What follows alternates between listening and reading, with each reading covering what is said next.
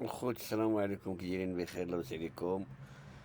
بارطاجيو معنا، ديروا اللايك، ديروا التعليق ديالكم.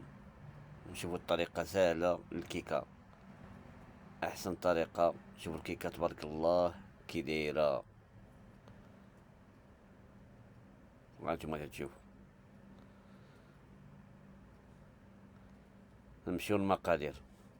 عندنا حامضه هنا معصره، عندنا زلافه ديال السنيده، عندنا زلافه ديال الزيت ما عمرات بزاف، قشور د الحامض، 6 البيضات، 3 الخمالات وعدواني. نمشيو للتحضير. نهرسو 6 البيضات بسهلة الطريقة، اللي ما بغاش يصغبها. نهرسو البيض ديالنا في الخلاط. نخويو زلافة ديال السنيدة،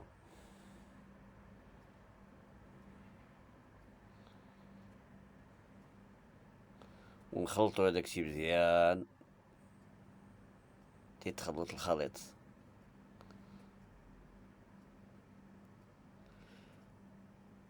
ونزيدو زلافة ديال الزيت، ما تكونش عامرة. نعملو هاديك الحامضة اللي عصرنا، ونعملو تا القشور الحامض. نخلطو كلشي لدقة وحدة،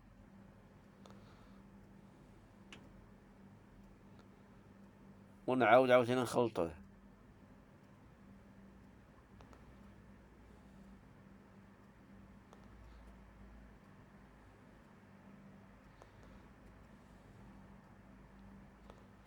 ونخويه في شي اناء ولا بانيو ولا هادي.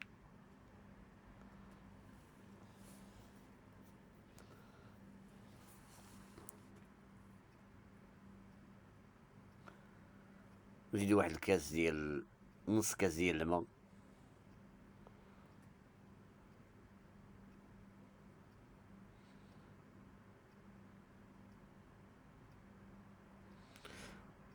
ونحركو داكشي مزيان، داك الخليط يتخلط مزيان. تما نضيفو عاوتاني زلافة ديال الطحين، هادي الاولى. تقريبا عندنا زلافة ونص تا 2 زلافات على حسب الخليط.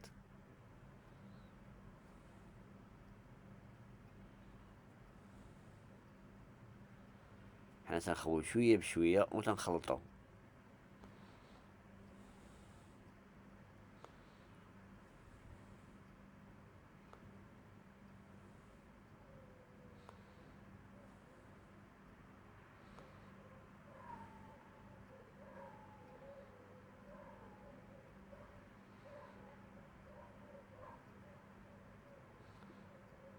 حنا خوينا الزلافة، نزيدو الزلافة الثانية ما عامرش.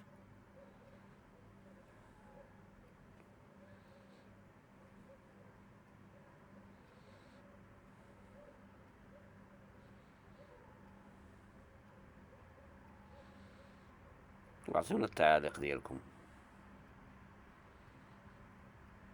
باش يجيكم الجديد.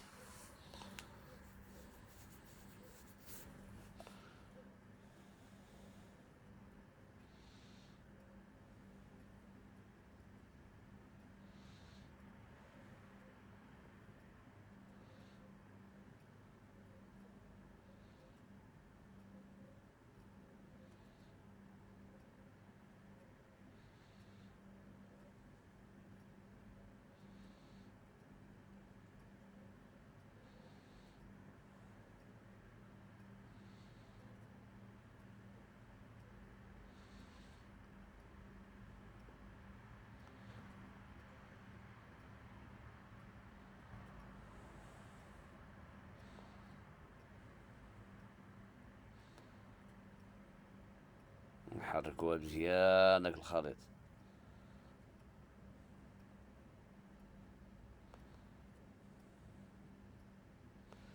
ديك الساعة نضيفو 3 الخمارات وواحد فاني. اللي بغا يعملهم في مور الزلافة ديال الطحين يعملهم، اللي بغا يعملهم تا الاخر يعملهم، هي تبقى في التحراك. عاود نحركو داكشي مزيان. طريقة سهلة مهلة، أي واحد يصاوبها.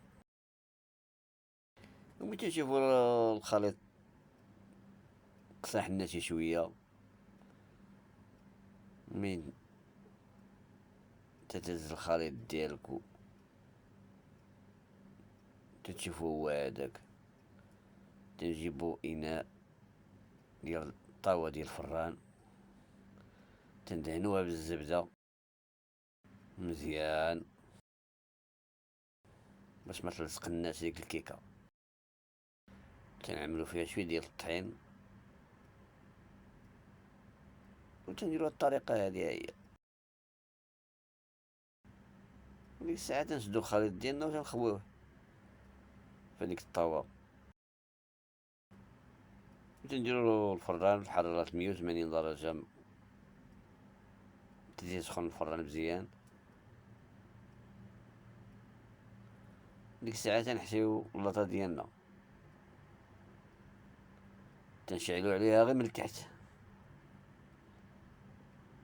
من الفوق ما نشعلوش عليها. من تشوفو الكيكة ديالنا طلعات، نشعلوها عليها من الفوق، هي تحمرات لنا. تنجربوها بالموس، ما طلعت لناش العجينة في الموس. هانت نديرو شوية الكونفيتير من الفوق، وتنديرو شوية ديال الكوك، وتنقدموها لكم بالصحة والراحة. وهانتوما الخوت شوفو كي جات، هانت بصحتكم وراحتكم. طلعت الكيكة واعرة، تا في المذاق والله إلا بنينة.